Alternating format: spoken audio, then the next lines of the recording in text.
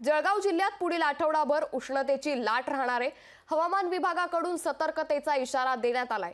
वाढत्या तापमानामुळे नागरिकांना काळजी घेण्याचं आवाहन देखील करण्यात आलंय। तर हवामान विभागाकडून सतर्कतेचा इशारा जळगावकरांना देण्यात आलाय। नागरिकांनी काळजी घ्यावी असं आवाहन देखील करण्यात आलंय।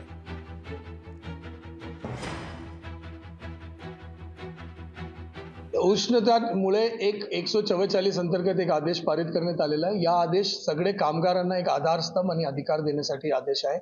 याच्यामध्ये हवामान खात्याने पुढच्या एक आठवड्यासाठी जळगाव जिल्ह्यामध्ये उष्णतेची लाट राहणार आहे म्हणजे असा एक सूचित केलेला आहे। आपण मागचे काही दिवसपासून बघतोय की 45-46 डिग्री टेम्परेचर प्रत्येक ऑटोमॅटिक वेदर स्टेशन जो प्रत्येक मंडलमध्ये जळगावमध्ये लागलेला आहे त्या ठिकाणी आपल्याला हा टेम्परेचर आपल्याला दिसून येत आहे।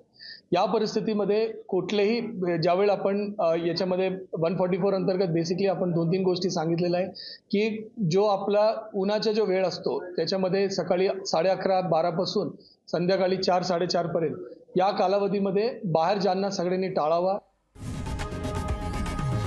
लोकशाही मराठी ऐका, पहा, जागरूक रहा।